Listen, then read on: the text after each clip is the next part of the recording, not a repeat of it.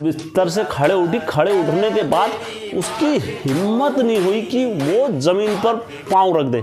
उसके पाँव लंबे और उसके आँख से अश्रु की धारा बहते बहते तर से जब पितर नाचे उनके घर के, हम इसको लेने आ रखे हैं और मैं इसको लेके जाऊंगा अपने साथ। तो नाचते नाचते नाचते चमड़खानी गोलू देवता ने अपना पूरा एरिया, गगनाथ जी ने भी फैसला दिया अपना। उन्होंने कहा भैया उत्तराखंड घूमू लो क्या टिहरी क्या मुनशारी, उत्तराखंड घूमू लो क्या टिहरी क्या मुनशारी। हाचू हाचू हाचू हम पहाड़ी नीचू। हर हर महादेव, जय वीरकारा बजरंगी। आप सभी का स्वागत है आपके अपने चैनल में। यह आपका अपना चैनल है हेमचू पहाड़ी, और इसे लाइक कराएं, सब्सक्राइब कराएं। चैनल का उद्देश्य है उत्तराखंड की धरोहर में जो सच्ची कहानियाँ और जो चमत्कार ईश्वर के द्वारा होते हैं, वो सच्ची कहानी में आप लोगों के बीच में लेकर आता हूँ। और कहीं ना कहीं इनका हमारे घरों में, पहाड़ों में आज भी हमारे जीवन में लेना देना है, क्योंकि जो भगवान हमारे इंसाफ करते हैं, वो जो ये मैं कहानियाँ देता हूँ, ये हमारे घरों में, पहाड़ों में किसी ना किसी से मिलती जुलती रहती हैं। क्योंकि मैं अपने मन से नहीं देता हूँ, क्योंकि भगवान जो हमारे इंसाफ करते हैं वो इसी तरफ से करते हुए हैं। क्योंकि जो देवता इंसाफ करता है वो देवता तो एक ही है। वो हमारे उत्तराखंड में जो इंसाफ की प्रक्रिया है वो इसी तरह से चलते रहती है, जो मैं कहानी देता हूँ आप लोगों को। क्योंकि बहुत सारे लोग मुझे कहानियाँ जब बाद में जब स्टोरी होती है तो मेरे से संपर्क करते हैं, कैसे न कैसे करके करते हैं। कहते हैं सर ये कहानी आपको कैसे पता, ये कहानी तो हमारी है।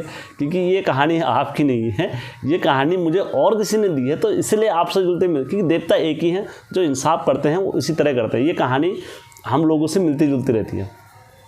तो ठीक उसी प्रकार मैं आज जो कि कहानी लेकर आ रहा हूँ, ये कहानी ऐसी कहानी है कि घर आपके रोंगटे खड़े उड़ जाएंगे। आपके जो रोंगटे हैं वो रोंगटे खड़े उड़ जाएंगे, धड़ाधड़ खड़े, मतलब आपको यकीन नहीं आएगा। ऐसी कहानी है। जो ये कहानी है ये सत्यता पर आधारित है, और ये हमारे जीवन, आम व्यक्ति के जीवन से लेकर है। और इस कहानी का किसी को प्रमाण या सत्य वगैरह कुछ भी चाहिए तो वो मेरे से संपर्क कर सकता है, तो मैं आपको वहाँ ले जा सकता हूँ और ये कहानी का प्रमाण आज भी करा सकता हूँ आपको साक्षात। तो मैं इधर उधर की बातें नहीं करते हैं, सीधा कहानी पर चलते हैं दोस्तों। ये कहानी है आज से लमसम 2020-21 की कहानी है। ये इसी दौर पे चलता रहा सारा क्रम, तो मैं वहीं से कहानी रखता हूँ आपको। ये कहानी में जो किरदार रहेंगे वो काल्पनिक रहेंगे, ठीक है। और जो ये नाम है इनका किसी के जीवन से लेना देना नहीं है, ये काल्पनिक का नाम है सारे। जो 5 भाई थे, मैं सीधा भाइयों पर ले रहा हूँ, दादा परदादाओं पर किसी पर नहीं ले आता हूँ, सीधा भाइयों पर ले आता हूँ। ये 5 भाई थे, जिसमें से बड़े भाई और दूसरे नंबर के भाई का नाम मैं चिन्हित कर रहा हूँ, क्योंकि कहानी उन्हीं की है, तो सीधा मैं उन पर ले चलता हूँ। जिनका नाम रमेश राम उनका नाम था, और उनकी बीवी का नाम तारा था। उनकी शादी करीबन 1995 में या लमसम 96 में हुई थी। जो तारा की जो बहन थी मीरा था, और वो 2 बहनों में बड़ा प्यार था, मीरा और तारा में इतना प्यार था सभ्य। और वो दोनों बहनें एक दूसरे का कहना माना करती थी। जो बड़ी बहन कहती थी तारा माना करती थी, और जो तारा कहती थी मीरा माना करती थी। तो बड़ा ही प्यार था दोनों बहनों में।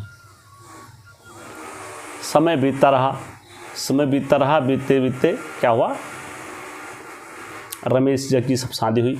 शादी होने के बाद जो रमेश जी के जो पहले लड़के हुए उनका नाम हम बिट्टू रख देते हैं, और दूसरा का जो लड़का है उसका नाम लालू रख देते हैं। और उनकी पुत्री का नाम है हेमा, और छोटी का नाम है रेखा। तो 4 भाई बहन हैं।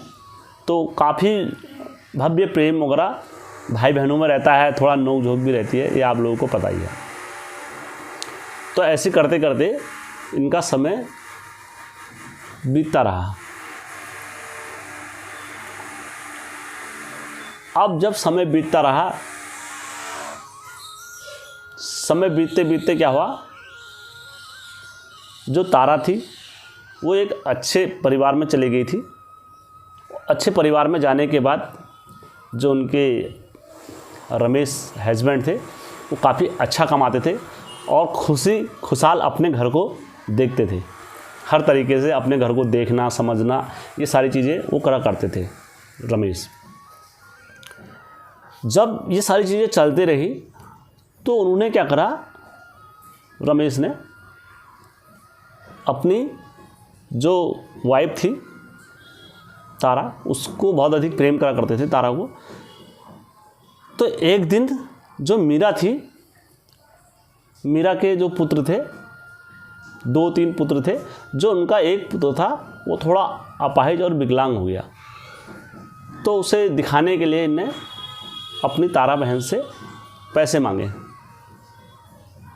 शायद 5-6 हज़ार, एक मतलब जो मिनिमम जो एक रकम होती है वो मांगी इनने। अब जब रकम मांगी तो वो रकम को एक लंबा समय बीत गया, काफ़ी लंबा समय बीता।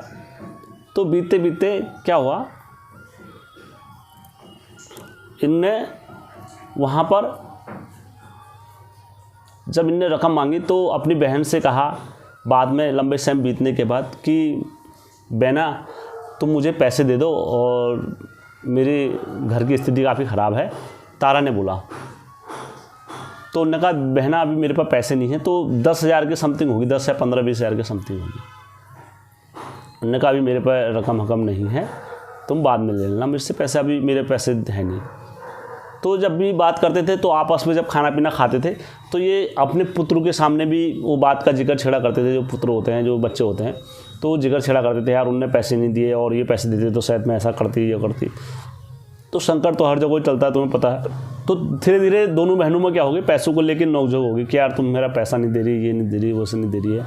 तो उन्होंने कहा बहना मैंने तो तुझे पता ही है उस टाइम पर अपने बेटे के लिए लिए थे और क्या नाम कहते हैं, मेरा बेटा अब बचा ही नहीं, विकलांग था मेरा बेटा, अब बचा ही नहीं, अब मैं क्या करूं।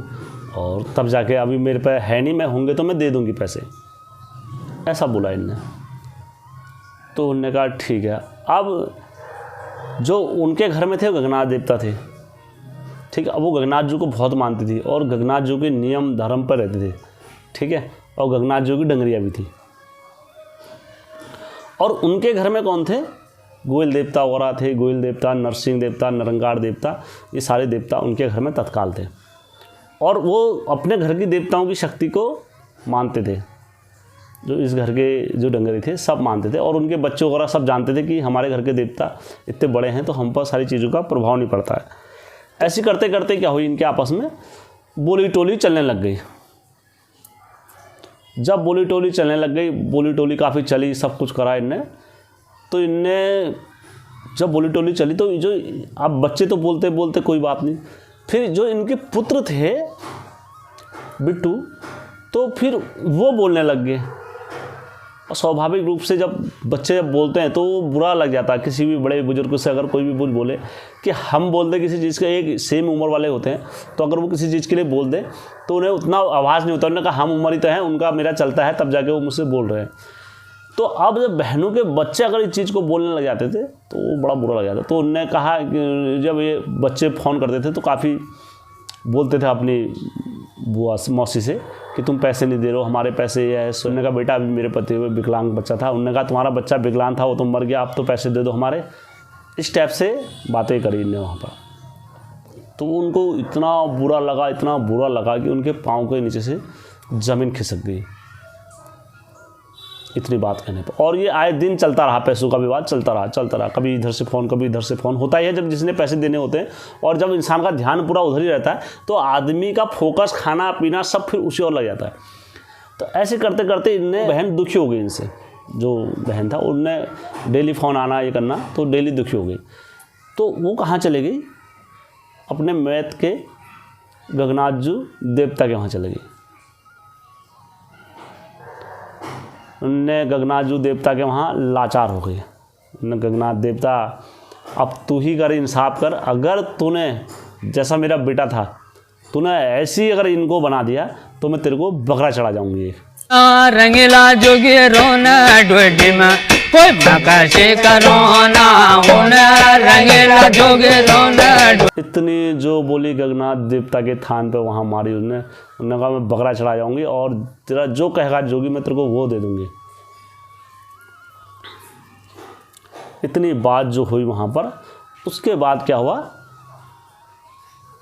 वहाँ घर पे उसी रात से वहाँ बोलना हुआ और उसी रात को जो तारा थी, तारा बिस्तर से खड़े उठी और खड़े उठने के बाद जैसे वो बिस्तर से खड़े उठी, खड़े उठने के बाद उसकी हिम्मत नहीं हुई कि वो ज़मीन पर पाँव रख दे।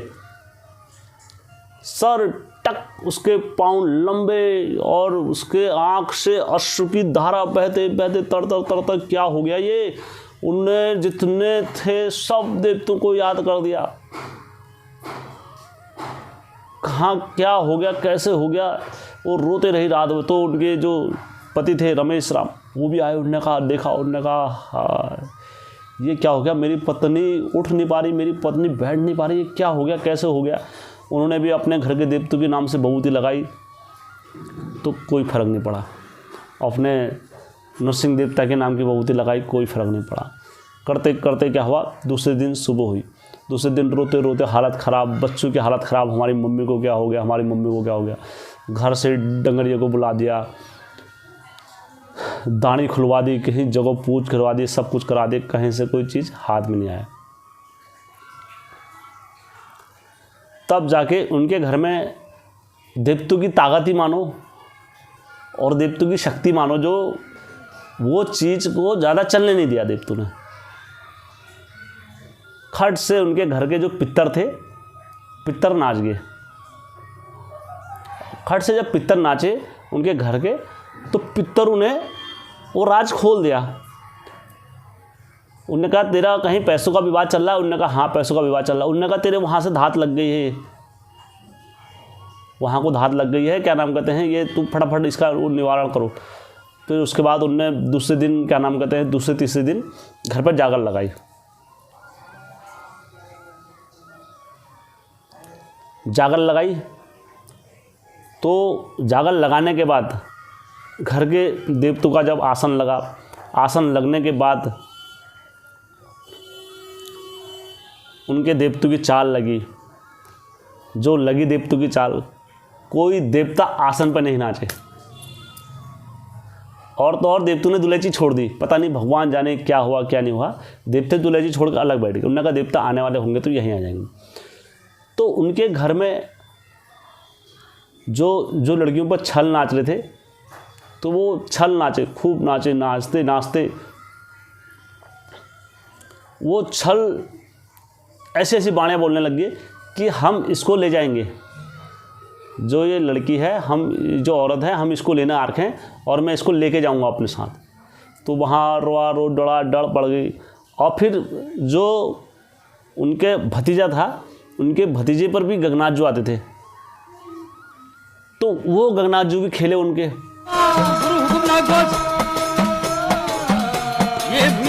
उनके आगे गगनाथ जो ने जब ये सारी बातें होने लग गई, और वो जो गुरु आ रखा था एक नाचने, वो गुरु भी नाचा, तो वो गुरु की बात भी नहीं मानी वो लड़की ने, भतीजी ने। उन्होंने कहा मैं इसे लेके जाऊंगी, और उसने काफ़ी विकराल रूप कर दिया था वहाँ पर लड़की ने। उन्होंने कहा, तब जाके गगनाथ जी भी नाचे। तब गगनाथ जी ने कहा वहाँ पर नाचते नाचते, उन्होंने कहा जब आज इस घर के जब देवता हरा गए और जब आज इस घर में कोई देवता नहीं रहा, तभी तो ये सारी चीज़ें बोल रहा है, नहीं तो ये तब जाके शेर बन रहा है यहाँ पर। और ये तब जाके आज यहाँ पर घर का गोयल नहीं नाचा और आज ये घर के कोई देवते नहीं नाचे, तब जाके ये यहाँ पर शेर गिरदी दिखा रहा है। और अगर जो घर का गोयल नाचता और अगर चमड़ खानी जो नाचता, तो ये अभी पीछे हटता। इतनी बात जो वहाँ पर कहते हैं गगनाथ जी उसके शरीर में नाच के जो कहते हैं कि अगर घर का गोयल नाचता और जो चमड़ खानी जो नाचता, तो ये अभी के अभी पीछे जाता। जो इतनी धाद लगी जागर में चमड़ खाने के नाम पर।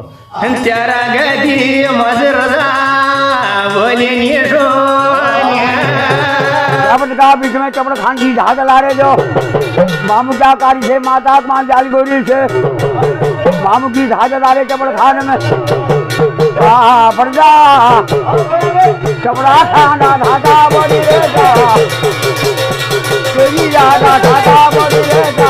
और जय मामू की जय मामू की जय मामू की करके वहाँ कौन आगे सीधा चमड़खानी गोलू देवता नाचते नाचते आ गए। वहाँ पर जो नाचे चमड़खानी गोलू देवता वहाँ पर चटाचट नाचते नाचते नाचते नाचते चमड़खानी गोलू देवता ने अपना पूरा एरिया गोलू देवता बैठे अपनी गद्दी पे। फिर मामू की गद्दी थी जो बैठे वहाँ पर और बुलाया उस लड़की को जिस पर नाच रहे थे। उन्होंने मारी 3 दाड़ियाँ और वो 3 दाड़ियों में छटक उठ के बैठ गई वहाँ को। तो ये गोयल की ताकत होती है। उसके बाद फिर गोलजू ने कहा कि यार मैं तो अपने भक्तों के लिए पीछे जाता हूँ, क्योंकि जो ये बात हो गई है इसमें बोली मेरे को लग गई थी और जो देवता आए हैं तो ये गगनाथ का दोष है और तू अपने मैच से बुला डंगरिया को, किसी डंगरिया को बुला और वो तेरे यहाँ आएगा और फिर उसके बाद तेरे को आज से फर्क मिलना स्टार्ट हो जाएगा। लगाई जो चुकटी उसे गगना गोयल देवता ने, वो सोनियाई के अश्व की धारा बहते बहते जा रही थी, लेकिन जब लगाई गोयल चमड़खानी देवता ने बहूती उसके बाद उसमें फ़र्क हो गया। और फिर जो गगनाथ जो उनके भतीजे पे नाच रहे थे तो उन्होंने भी उनको बहूती लगाई। उन्होंने कहा जा तो अपने मैथ से जब तेरा घर का गगनाथ आएगा तो मेरे को भी न्योत करना, तो मैं भी नाचूंगा और तुम फैसला हम कर देंगे। और उसके बाद क्या हुआ, 20 से 20 था 19 का फ़र्क उसी टाइम से हो गया। सोनिया में, महिला में, तारा में फ़र्क हो गया। जब फ़र्क हुआ फिर उन्होंने अपने मैथ के गगनाथ को बुलाया।